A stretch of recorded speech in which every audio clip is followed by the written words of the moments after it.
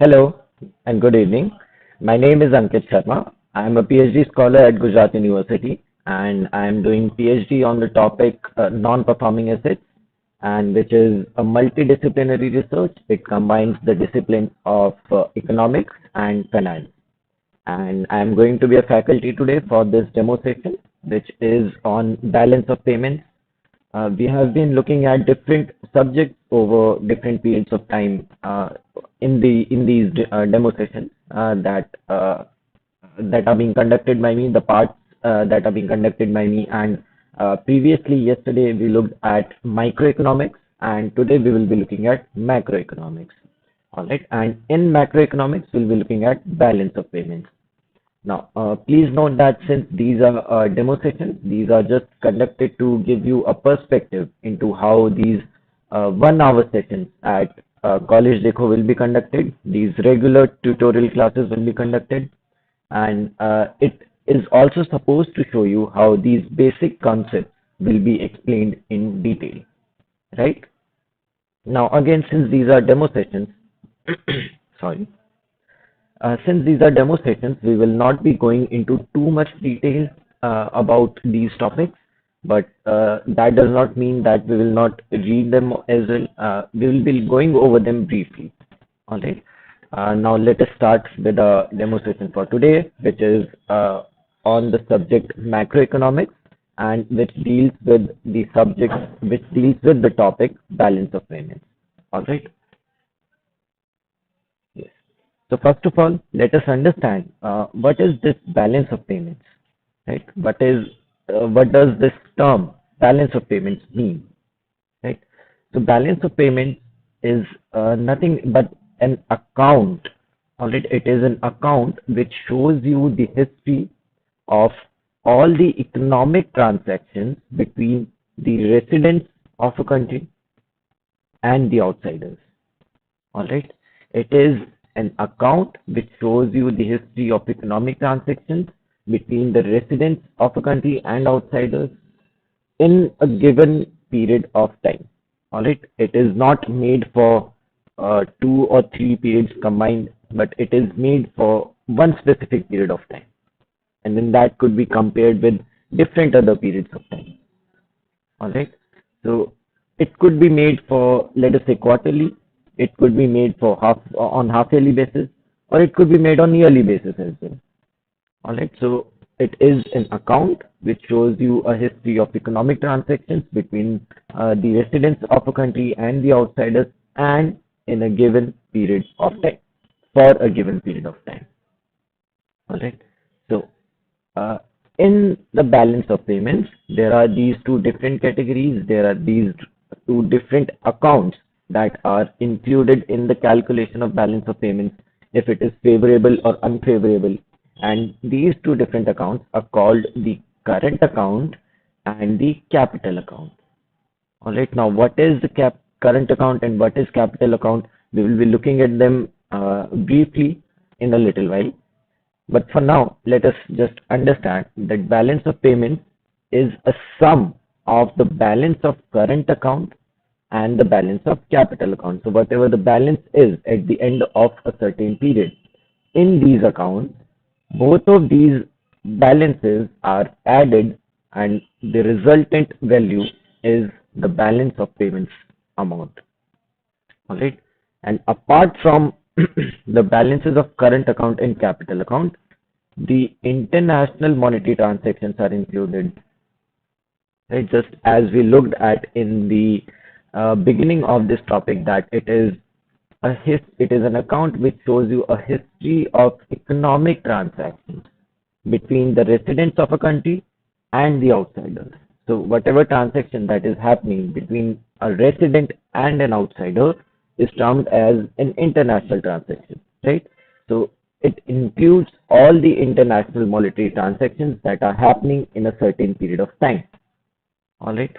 Now, the next thing is that BOPs, the balance of payments, they must balance all the time. All right. We'll be looking at this again briefly in a little while. But to sum up this meaning for balance of payments, it is just a sum of the balance of current account and capital account, and it includes the monetary transactions, the international monetary transactions between a country and the outside world. So between the residents of a country and the outsiders, the rest of the world. Okay, and these balance of payments must always balance in a bookkeeping sense, right? And so this is basically this balancing. This is basically because for any surplus or deficit in the overall balance of payment, there must be a corresponding debit or credit entry in the net changes in the external reserves. Right? So this is just what we used to learn in basic accounting terminologies, that whatever is debited, the amount, it there has to be a corresponding effect on the credit side as well, right? And only if this debit and this credit is correct, it will be reflected in the account properly, and only then will both of the sides of a particular account will balance, right? Because if it is not right, the balance will not match, the balance will not be correct, right? So they should must always balance these balance of payments, because for any surplus or for any deficit in the overall balance of the balance of payments, in the overall balance, if there is any surplus or if there is any deficit, then there must be a corresponding debit or credit entry in the net changes in the external reserves of a country. All right. So this is what the balance of payments are. Now let us look at the components of balance of payments account. I'll just go back for a second. Yes, we learned that balance of payments is a sum of balance of current account and capital account. Right, we have understood this by now कि current account और capital account का एक साल के and में या फिर एक आधे साल के एंड में या एक क्वार्टर के एंड में जो भी बैलेंस होता है, उन दोनों बैलेंसेस को ऐड कर दिया जाता है और जो भी रिजल्टिंग वैल्यू होगी वो वैल्यू होगी बैलेंस ऑफ पेमेंट्स की. I apologise for the background noise today, please try to bear with me. Right, coming back to the topic कि करंट अकाउंट और कैपिटल अकाउंट का जो भी बैलेंस होता है वो बैलेंस ऑफ पेमेंट्स की अमाउंट होती है. Now let us understand what is this current account and what is this capital account. All right. Now we will begin with current account first of all. So current account includes balance of services and balance of unilateral transfers. It so it is a broader concept, right? It includes balance of services and balance of unilateral transfers. So not just these two transfers, but also the balance of trade is included as well. Now, unlike so in these balance of services and in these unilateral transfers, the sum of not just visible services but also invisible services are also included. So what are visible services? Visible services could be tangible, right? For example, transportation or banking or insurance receipts or payment from and to foreign countries, right? And tourism or expense on diplomatic and military personnel or interest or profits. There could be just many examples, right? So not just these visible services, not just the sum of these visible services, but also the sum of invisible services also included. Now, what are invisible services? These could be invisible service receipts, such as uh, these receipts and payments, which could either be positive or negative or zero, right? And it may also include balance of unrequited transfer, includes that is gifts or donations or grants or again receipts and payments to foreign countries, right? Because we are talking about international transactions here. All right. So a current account in a balance of payment, a current account includes balance of services and balance of unilateral transfers. We have understood that this services part, that it could either be visible or it could be invisible.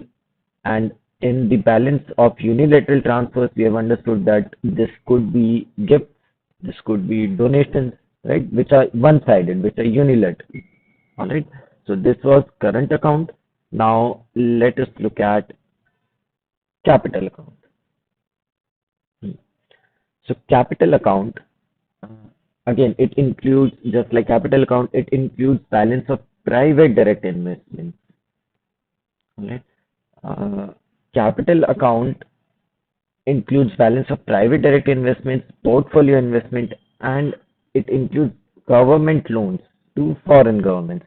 Again, why? Because we are talking about international transactions. So whatever transactions that are happening in between the residents of a country and the outsiders, right? These international economic transactions are recorded, and whatever out of these uh, economic transactions, out of these international economic transactions, whatever transactions are of capital nature, all right, whatever transactions are of capital nature are included in the capital account.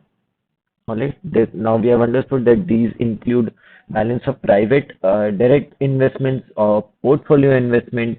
Then we understood that it may also include government loans to foreign countries. All right. So this balance of capital account, it basically deals with debts and claims of the country in question. All right. Now we are talking about India, so it will include the debts and claims of of India. All right. Whatever we owe to a certain country, whatever some other company owes us. All right. Now, we understand that because of this Make in India boost, जो पिछले कुछ सालों से चला आ रहा है ना, और जितने भी एक्सपोर्ट्स इंडिया के बढ़ रहे हैं, और इस हिसाब से जो भी बैलेंस रहेगा जो इंडिया को किसी और कंट्री को देना है, चाहे वो रॉ मटेरियल के लिए हो या फिर वो फाइनल प्रोडक्ट बेचने के बाद जो रेवेन्यू आनी बच जाती है उससे रिगार्डिंग हो, या फिर हमें ही किसी को रुपए देने हैं किसी और कंट्री को, है ना। तो ये जितनी भी अलग अलग ट्रांजेक्शन हैं, जितने भी डेट्स हैं, जितने भी क्लेम्स हैं of India, of one country, all of these are included they in this capital account. Okay. And we can also say that it deals with this capital account, that it deals with borrowings or lendings of the country in question, that is India again.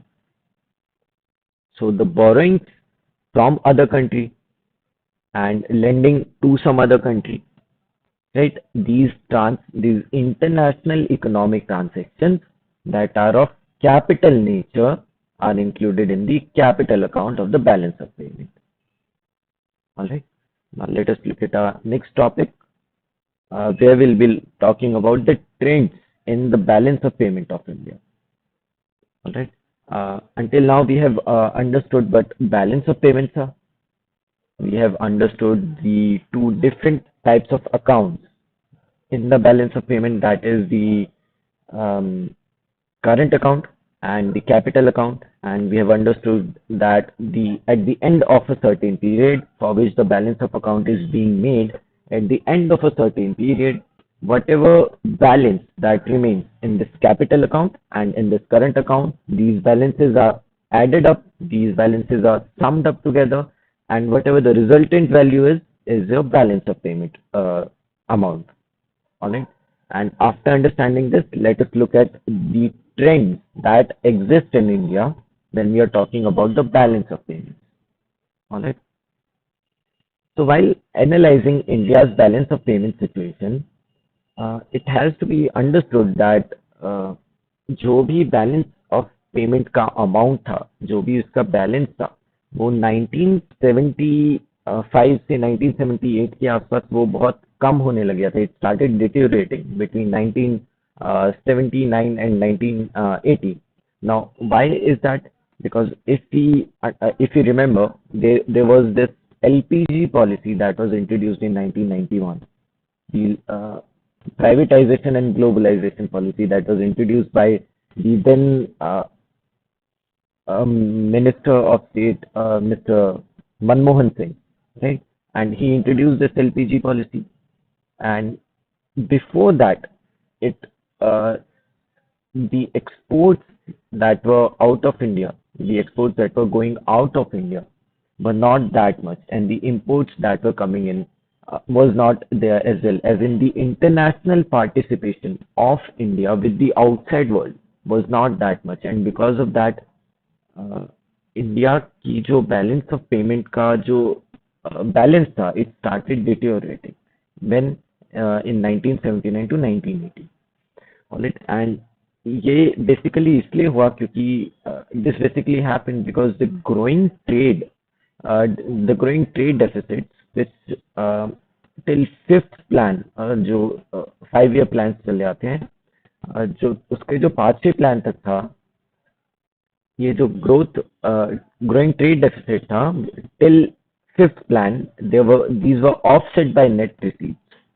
Receipts okay और उनको हम recover नहीं कर पाए थे and the current account deficit which was हम अभी आज की बात कर रहे हैं the current account deficit which was 1.3% of GDP in the sixth plan it stood at 2.2% during the seventh plan जो हमारे 5 साल के प्लान बने आते हैं which started in 19 somewhere around 1955 and हर एक प्लान पे because India had just gained independence back then तो ये एक 5 ईयर प्लान की स्ट्रेटेजी आई थी which was introduced in India by the then prime minister mister Jawaharlal Nehru right and तो जो भी ग्रोथ थी इंडिया की because India was still an independent country just a new very newly independent country तो ये हर जो प्रोग्रेस थी इंडिया की it was broken down into 5 years और वो 5 ईयर प्लान इंडिया में लॉन्च हुए थे कि अगले 5 साल तक सरकार का क्या गोल रहेगा अगले 5 साल तक इकोनॉमी का क्या गोल रहेगा है ना और हर 5 साल के बाद उस प्लान को रिवाइज किया जाता था देखा जाता था कि कितने गोल्स रीच कर पाए और कितने नहीं कर पाए और उस हिसाब से वो प्लान रिवाइज होते थे तो जब तक छठा प्लान आया और जब तक सातवां प्लान आया तो जो करंट अकाउंट का डेफिसिट था सिक्स प्लान में इट वाज 1.3% ऑफ जीडीपी और वो बाद में आते आते 2.2% हो गया सेवेंथ प्लान तक मतलब we are we can see here that the trend that is existing at that point of time जो बीओपी का बैलेंस है it had started deteriorating from the sixth plan or the seventh plan onwards. Right?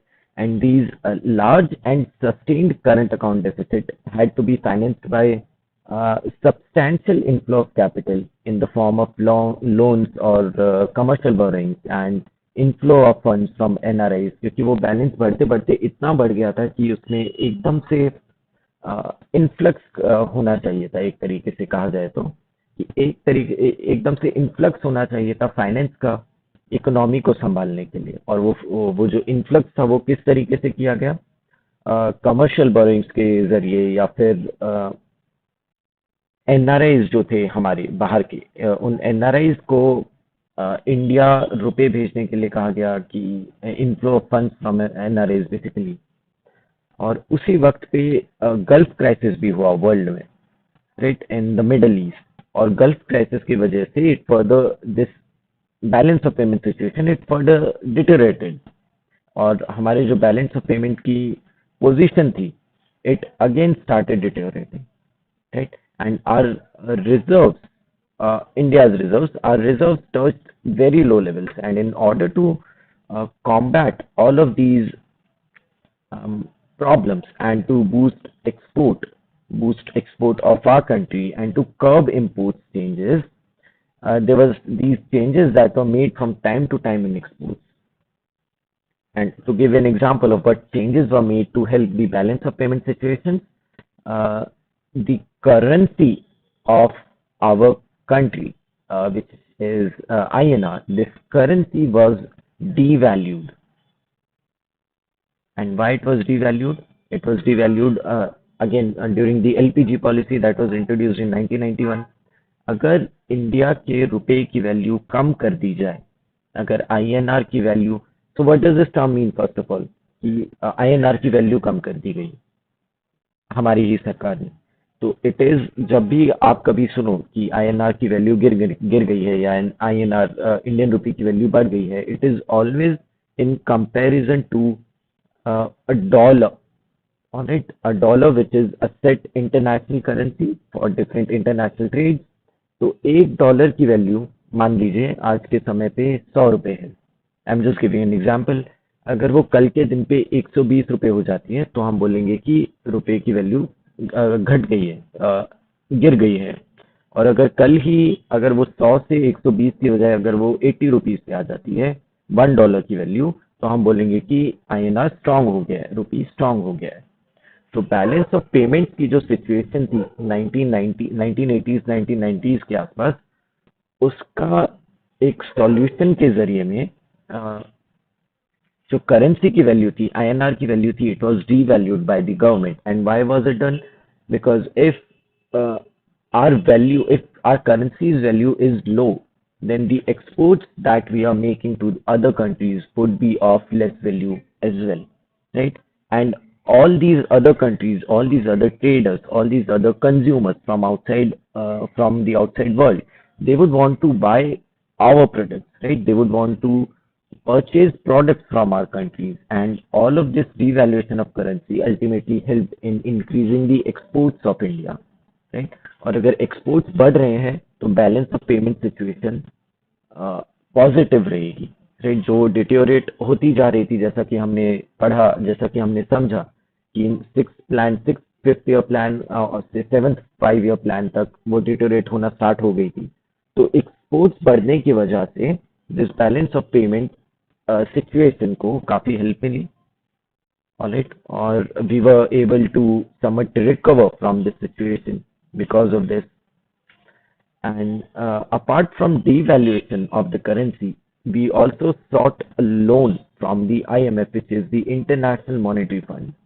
Right? We also sought a loan from the IMF, and there was this new trade policy that was announced, which we have already discussed, which was the LPG policy, the liberalization, privatization, and globalization policy, which was introduced by the then Finance Minister, Mr. Manmohan Singh of the UPA government. And this trade policy that was announced, it hugely affected the balance of payment situation in a positive way. It hugely affected the economy of India in a good way. All right, because for the first time since the independence of India, the markets of India were open to the entire world। Right, after independence हमने कुछ restrictions लगा दिए थे ताकि बाहर के traders आके domestic traders को एक्सप्लॉइट ना कर सकें, राइट। और वो जो मेक इन इंडिया एक तरीके से कहा जा सकता है, जो डोमेस्टिक ट्रेडर्स थे, ताकि उनको हेल्प मिल सके। बाहर के ट्रेडर्स को इंडिया में ट्रेड करने के लिए बहुत सारे रेस्ट्रिक्शंस डाल दिए थे। बट अगेन जो न्यू ट्रेड पॉलिसी अनाउंस हुई 1991 में, उसकी वजह से बहुत हेल्प मिली थी इकोनॉमी को, इंडिया के एक्सपोर्ट्स इंक्रीज होने में। इंडिया के जो इम्पोर्ट्स हो रहे हैं उनमें, क्योंकि करेंसी की वैल्यू गिर गई थी, तो अब वो इतने महंगे नहीं थे जितने वो पहले होते, right. So all of this was just to make you understand the trends uh, of balance of payments that have happened in India, right? The trends in balance of payment situation over different decades, right? We have talked about these trends since 1970 to 1980, जब से वो deteriorate होना start हुए और जब से उनके वापस से ठीक होने का वक्त आया 1991 एलपीजी पॉलिसी के टाइम पे। And we understood that this new LPG policy and the devaluation and the loan from IMF, the International Monetary Fund, all of these different factors combined, it really helped the India's economy. It really helped the Indian BOP situation, the Indian BOP balances, right? And again, this was just to make you give you a brief history of the trends of balance of payments in India, right? And Since again this is a demo session, we will be stopping at this point now. This was a short topic, so we will be stopping at this point. And again, since these are demo sessions, we will not be going into too much detail uh, uh, in balance of payments. Otherwise, we could also show you how these accounts are prepared, right? And what other details are included or not included. All right. So this was it for this session. I hope you had a good learning, and I hope to see you sometime in one of the 1 hour tutorial sessions where all of these topics are discussed in much detail, and where these topics are uh, explained right from the basics, right? Either not assuming that you have had an experience, that you have had a learning of commerce in the past or not, right? So these concepts are explained right from the basics, right? And I hope to see you in one of these 1 hour sessions sometime. And that this is all for this session. Thank you so much for logging.